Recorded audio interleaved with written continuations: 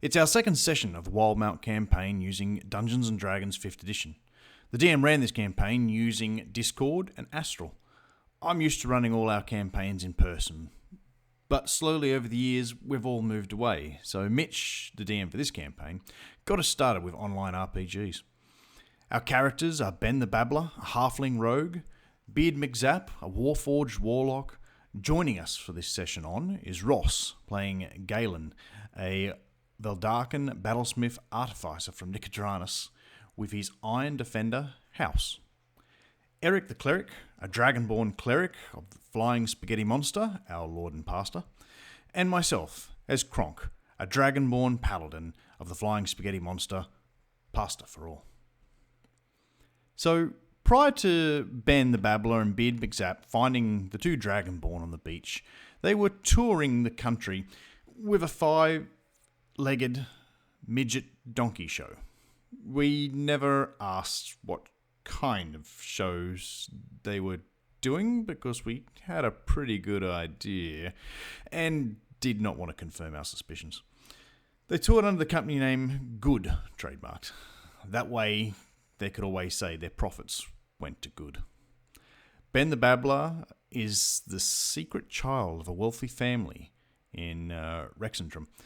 He was travelling to the imperial capital, and Beard's backstory was that he had been accused of a crime and exiled. As a result, he had spent a lot of time amongst criminal organisations. Together, they had found a giant turtle, killed and ate it, and had been dragging the huge shell around with them. They find the two dragonborn on the beach, join the scuffle, and flee through the caves. We find the characters heading to the township of Nicodranas through a cave system that Beard had used previously in underhanded dealings. The group arrives at the gates to the city, but Eric the Cleric and Kronk are spotted by the guards. They want to see our hands.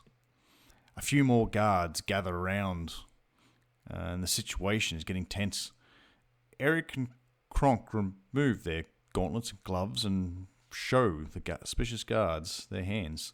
The guards are relieved but cautious. Kronk asks, "What's going on? Why are our hands so important?" To which the guard tells him, "Well, you see me, bucko. We just saw your heraldry symbols on our clothes, and we thought that you were followers of the flying spaghetti monster, our lord and pastor, and have removed a finger, as it is, from the section that use the finger puppet craft." "Removing a finger for a puppet? This is ridiculous and brings total absurdity to the followers of the flying spaghetti monster. May his noodly appendage touch us all." "Well, we know that you are not with them, but we will be keeping an eye on you. Now, don't go starting no churches or running any sermons here." With that, the crew continue past the guards into town and start wandering around. We've moved into the city and we've received the warning, but with none of us having any money and no assets, we've all have to move into the poorer part of town. We stop in at a tavern called the Goose and Nipple to get the local gossip.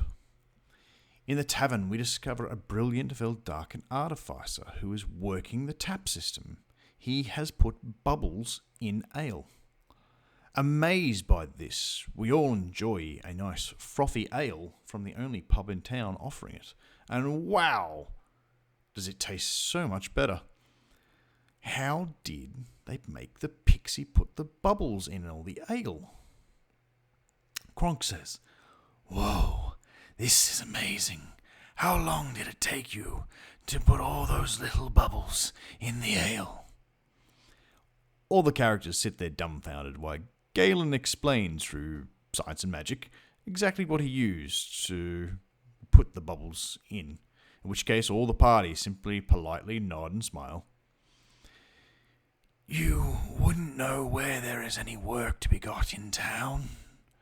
To which Galin replies, No, but I'd rather like to join you.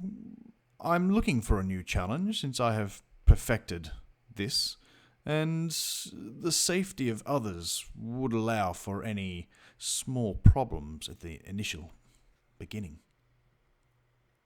With that, we drink up and we move off, and we have to find a place to stay for the night. We wander the streets searching for somewhere to spend the night, and we find a local crack house. Wandering in the open door, we find the drugged up fella in there. We just grab him and punt him out into the street because we figure he doesn't know the difference. The DM gives us some downtime, about a week, for our characters to do as they please. Work, get some money, get a job, get some reactions going, do some investigating, anything we please. Ben spends his downtime working on crafting out his turtle that he plans to build into a wagon. The shell he plans to craft and attach wheels and make it into a wagon that can be pulled by the mule, but Galin has a better idea and is up for more of a challenge. And by the end of the week, the two of them have crafted a hovering turtle shell wagon that Galen's Iron Defender house can pull. Beard McZap uses his downtime to seek out work as an archaeologist, which is where his profession lies.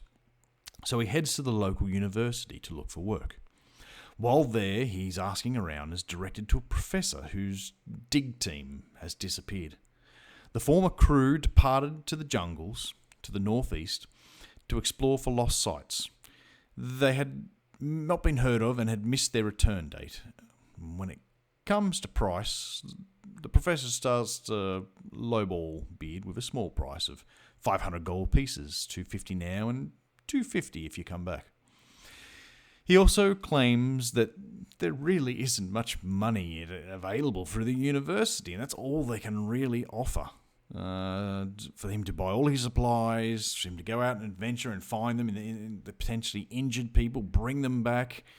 And he simply says that there's nothing more we can do. It's at this point a small cupboard hinges burst open and coins and gems spill out everywhere. The professor's looking at the floor and like, see, I told you this place is falling apart. Once the deal is done, and Beard can't get any more out of him because his negotiation skills aren't good, the professor pulls a very large sack of coins out and pays Beard his 250 gold pieces, and there's a lot left in that sack. For Eric's downtime, he works at a hospital during the day, helping heal the sick in a poor part of town. He literally kisses their boo-boos better. Oh, you have a broken arm. Mwah. Oh no, you have gangrene. Mwah. A burning itchiness in your groin. I'm not kissing that better. That's probably how you got into this situation. We also decide that a few celebrity chefs might help recruit some people and spread the word of the church. So in the evenings, Eric passes through the high-end restaurants and talks with the chefs and offers to help out where he can. While passing through one restaurant one night, a chef eyes off Eric and there is tension in the air. The head chef is pretty much Gordon Ramsay, and a cook-off challenge is thrown down. The other chefs in the kitchen run out into a side alley yelling, "Woo! Street rules! Kitchen on!" And after some challenging recipes, both Eric and the head chef, Gordon, have made some very respectable meals. And respect is won between Eric and the head chef, and Eric is invited to come back and work at the restaurant. Kronk decides that the church could also, of the flying spaghetti monster, when life gives you scurvy, make lemonade, needs some old widows who can donate their vast fortunes to get a pass into the afterlife. Somewhat taken from the Mel Brooks movie The Producers, he heads down to the richer part of town and works on charming old ladies.